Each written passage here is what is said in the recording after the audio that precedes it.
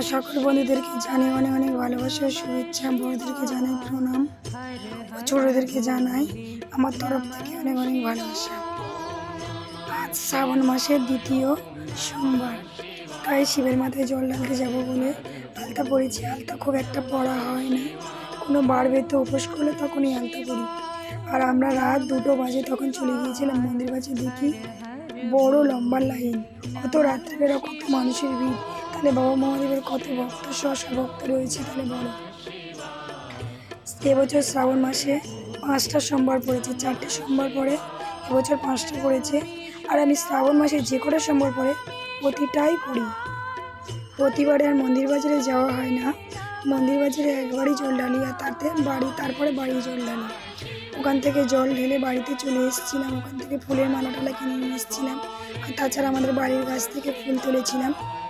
আর ওখানে এত ভিড় ছিল, তাই বাবার মাথায় জল ঢালার সময় ভিডিও করা হয়নি, তাই তোমাদের সঙ্গে শেয়ার করা হয়নি। আর আমার বাড়িতে এসে আমার শিব ঠাকুরকে আমি জল অর্পণ করছিলাম। আর আমি পঞ্চদ্রব্য করে জল অর্পণ করি। গরুর দুধ অর্পণ করলে পবিত্রতা ও শিবের কৃপা পাওয়া যায়। আর মধু অর্পণ করলে সম্পর্কের মধুরতা বৃদ্ধি পায়। এখানে আমি আতপ চাল নিয়ে নিয়েছি, অখণ্ড আতপ চাল, যেখানে পোকা বা ভাঙা চড়া নেই। আতপ চাল অর্পণ করলে অর্থকষ্ট দূর হয় ও সমৃদ্ধি লাভ হয়। তিল অর্পণ করলে রোগ থেকে মুক্তি ও পাপ মোচন হয়। এবং জব অর্পণ করলে দুর্যোগ ও কষ্ট থেকে মুক্তি পাওয়া যায়। আর দুর্বাঘাস অর্পণ করলে আয় বৃদ্ধি হয় ও রোগ নাশ হয়। এবং বাবার মহাদেবের সবচেয়ে প্রিয় জিনিস হলো বেলপাতা।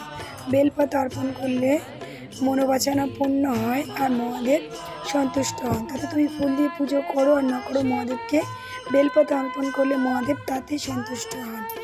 আর আমি পুজো করি না, একটু নিজের মন মতো পুজো না করলে না আমার মনটা যেন ভালো লাগে না। তাই আমি যতটা পারি নিজের মনের মতো করে পুজো করার চেষ্টা করি। আমার পুজো করা কমপ্লিট। তারপরে আমি এখানে সিদ্ধ ভাত করে নিয়ে